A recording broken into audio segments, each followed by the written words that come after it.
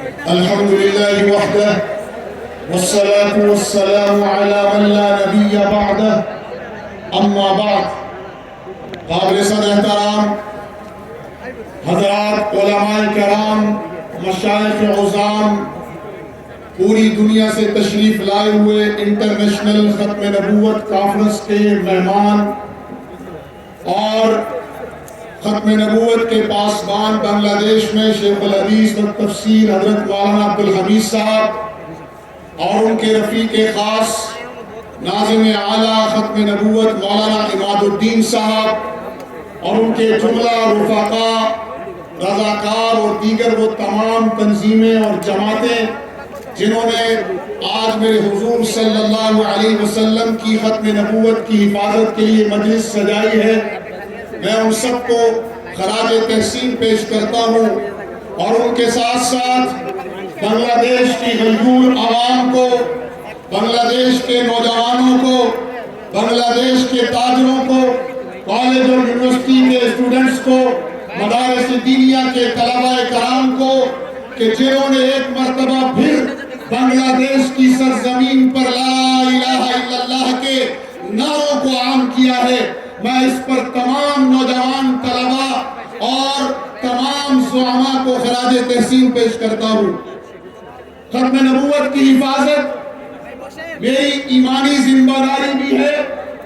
اور خاندان علامہ انور شاہ کشمیری کی نسبت کی وجہ سے خاندانی ذمہ داری بھی ہے۔ مقدمہ بھاولپور ہو یا 1974 کی اسمبلی کا فیصلہ ہو یا کشمیر کے اندر ختم نبوت کی حفاظت کا معاملہ ہو، ہم اسے اپنے ایمان اور اپنے دین کی اساس سمجھتے ہیں۔ امت کا مسائل میں اختلاف ہوا کرتا ہے، امت کا عقیدے میں اختلاف نہیں ہوا کرتا۔ جو عقیدے میں اختلاف کرتا ہے وہ امت سے خارج ہو جاتا ہے۔ مسئلہ ختم نبوت سمجھانے کی حد تک تو مسئلہ ہے، لیکن در حقیقت یہ امت کا اساسی عقیدہ ہے اور اس عقیدے سے جو باہر ہوگا وہ امت سے باہر چلا جاتا ہے۔ امت محمدیہ نے ہمیشہ اپنی جغرافیائی سرحدوں کی حفاظت بھی کی ہے اور نظریاتی سرحدوں کی حفاظت بھی کی ہے۔ صحابہ کرام نے غزوات نبوی میں جتنے صحابہ شہید ہوئے ان کی کل تعداد مورخین نے 259 لکھی ہے۔ یہ وہ صحابہ تھے جو اسلام کی سرحدوں پر پہرا دیتے ہوئے اور اسلام کی سرحدوں کو وسعت دیتے ہوئے شہید ہوئے، لیکن جب مسئلہ اسلام کی نظریاتی سرحدوں کا آیا تو پھر میں اور آپ پڑھتے ہیں،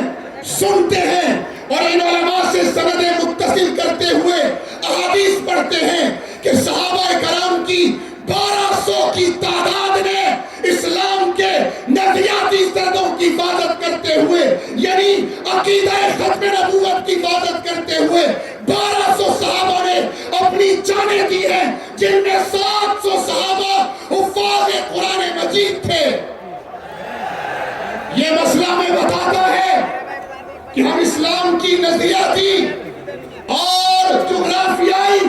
دونوں سرحدوں کی حفاظت کریں گے انشاءاللہ اور کسی قسم کا کمپرومائز نہیں کریں گے۔ میں ایک بات کر کے اجازت چاہوں گا،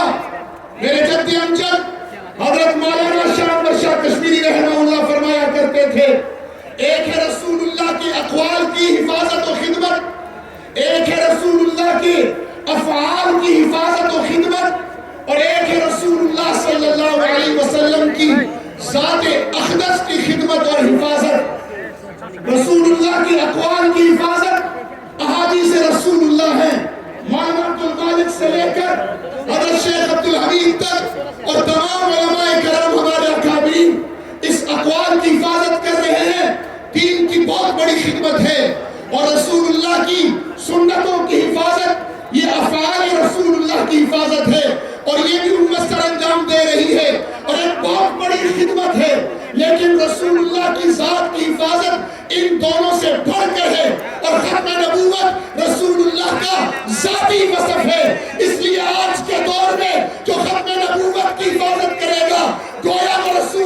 کی ذات کی حفاظت کر رہا ہے. اسی لیے انور شاہ نے فرمایا جو آج کے دور میں ختم نبوت کی حفاظت کرے گا میں اس کے جنت کی ضمانت دیتا ہوں.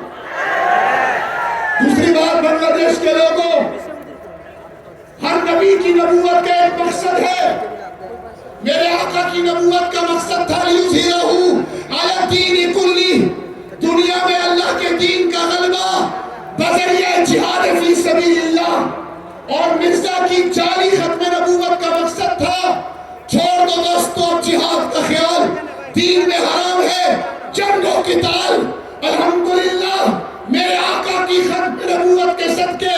غلبہ دین کی محنت بدر سے اٹھی تھی، انگریز کا سورج ڈبویا، روس کی دھراتی توڑی اور امریکی استعمار کو شکست دی. آج جہاد غزہ سے لے کر مقبوضہ کشمیر تک زندہ ہے اور رسول اللہ کی ختم نبوت کی محنت جاری ہے اور مرزا کی قبر میں آگ لگ رہی ہے.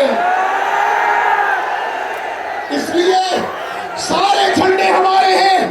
مدارس دینیہ کا کام ہمارا ہے، ختم نبوت کا جھنڈا ہمارا ہے، دعوت و تبلیغ کا کام ہمارا ہے، تزکیہ نفس کی محنت یہ بھی دین کا شعبہ ہے، سیاست اسلامیہ بھی دین ہے. اور بنگلہ دیش میں اس بار غلطی نہ کرنا، غلطی کی گنجائش نہیں ہے، بہت سوچ سمجھ کر انتخاب کرنا. اور جہاد